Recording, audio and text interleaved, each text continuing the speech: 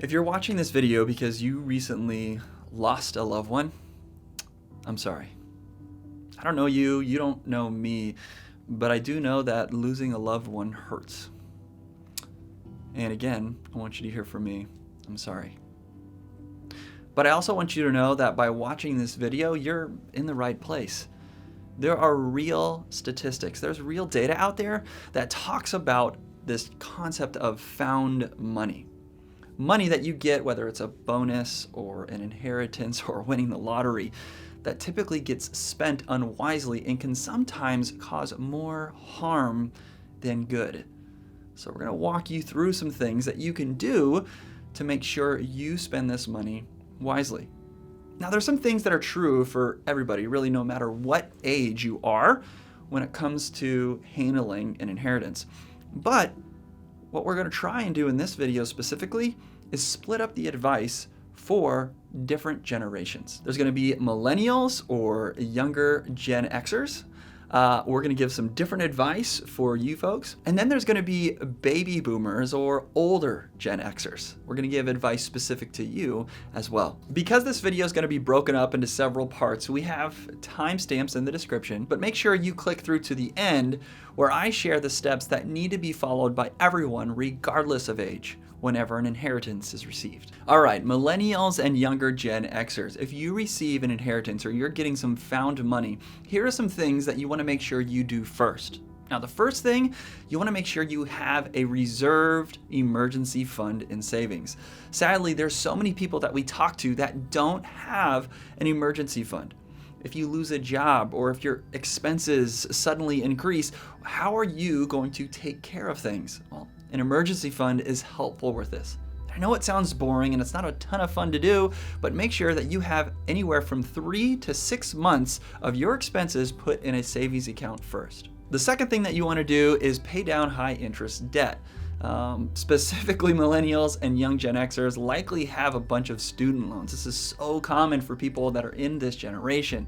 Look at getting rid of some of these student loans or potentially paying them down and having the monthly payment on those loans get reduced. And of course, if you have higher interest debt like credit cards or cars, make sure you pay those off as well. The third one, this one is also kind of boring like saving. It has to do with protecting the money that you now have. This means you got to get some insurance. Things like life insurance or disability insurance. These protect the household income that you're currently providing for your home. If you have kids or a spouse, these two things must be taken care of. Sometimes with an inheritance, you can actually pay for these insurance products full upfront, meaning you won't have to make a monthly payment. For more information on insurance, which has to do with protecting your income, your assets, and your stuff, we recently did a video on it, so check that out here. Now, the last step, if you're a millennial or young Gen Xer, is if you have taken care of these other things, now it's time to make sure that you can take care of your family. Too many people go to this one first. They'll go to Walmart and buy all the new bikes and all the new stuffed animals and all the things for their kids with this inheritance before taking care of this other stuff first. But what about the future of your children, whether it be a college education or helping them save for a house or their wedding, or maybe they want to start a business? These are things that you can now do with this money.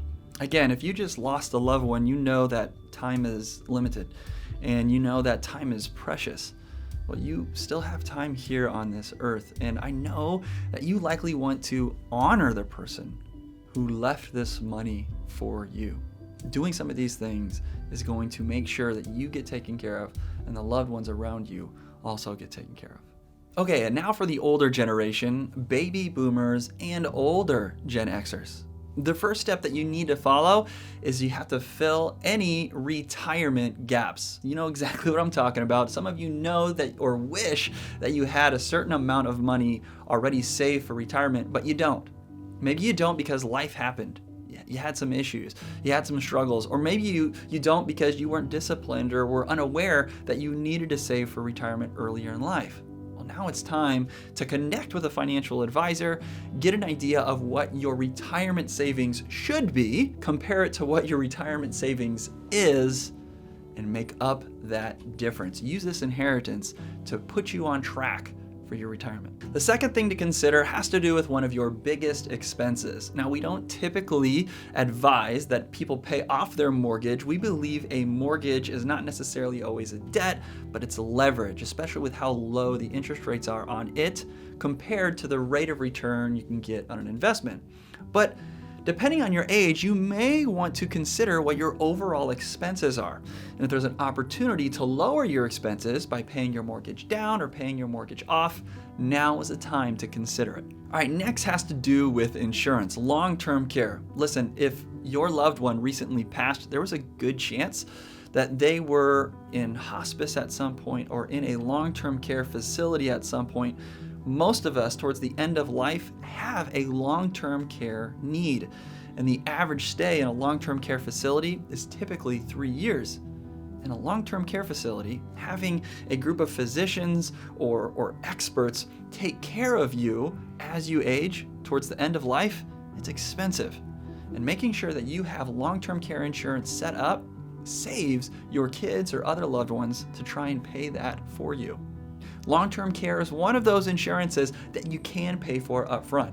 You can choose to get this long-term care insurance with a monthly regular premium payment, but there's also other options that would allow you to use some of this inheritance and pay for it one time upfront and get taken care of. And lastly, let's make sure you're leaving a legacy for the ones that you love.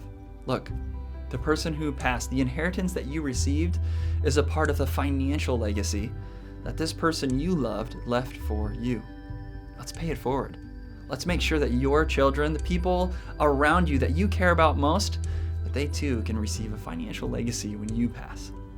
Paying for and having legal documentation in place like a will and a trust, those are wise things.